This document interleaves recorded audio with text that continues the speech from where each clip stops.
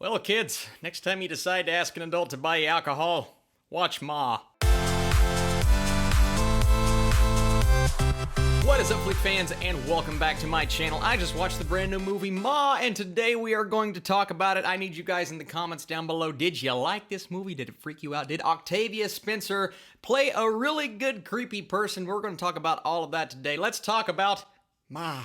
So a lonely woman befriends a group of teenagers and decides to let them party at her house. Just when the kids think that luck couldn't get any better, things start happening that make them question the intention of their host. That's right, guys. Octavia Spencer plays Ma, aka Sue-Ann, and you expect her to be good because she's an Oscar-nominated actress and she has really never been bad, and it's the same case here. She is awesome as this character. She is so creepy and intense when she needs to be, but she's also smooth and cool, and she's convincing, very convincing. So she was the perfect casting for this film, and she was the ultimate Ma character, and you guys will know what I'm talking about after you see this film. Now, when it comes to the kids in this movie, the big issue that I have is the decisions that are made by those characters could have and should have gotten them out of that situation, but they weren't the smartest characters. Therefore, they continued to go back to the same situation over and over and got themselves into where they were in the third act. Now, if we didn't have those dumb decisions made, then we wouldn't have a third act to this movie. So I understand why they made that decision, but to me, it was a big detriment of the film because maybe it could have went in a different direction. I don't think the writing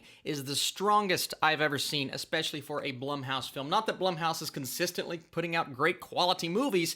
No, they've had some stinkers here and some stinkers there, but they know how to make money, and I do think Ma is going to find its audience and make money.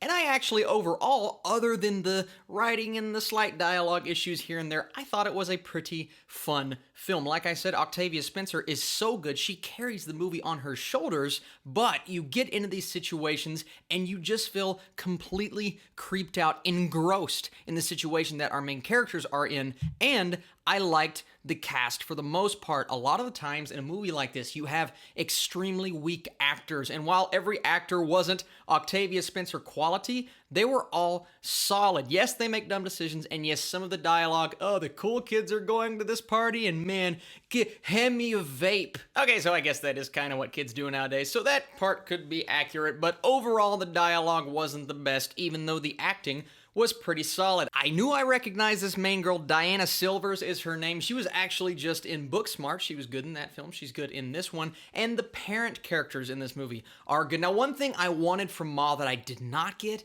was not over-the-top violence, but more violence. They had an R rating. The R rating of this movie is actually used more for the dialogue and the cursing as opposed to the blood and the gore. And the path that you anticipate Ma going down, that would require her to do some messed up and freaky things. And yes, she does some messed up and freaky things, but I wanted it to go harder in the paint. I wanted more freaky stuff from her character. We just didn't get that. She could have been more over the top, and I would have been fine with that, but still, her performance is fantastic. And another thing I like about this movie is that there are some subplots that in most other films of this nature would not work, but for some reason they worked for me in this movie, especially one storyline near the end that actually helps our main team. I'm not going to say exactly what that is in the third act, but that storyline for me paid off very well. The ending was not anticlimactic, but it wasn't the best ending, and I'm talking the final scene of the movie that they could have given us. Overall, I liked the third act, but the final scene was just like, oh,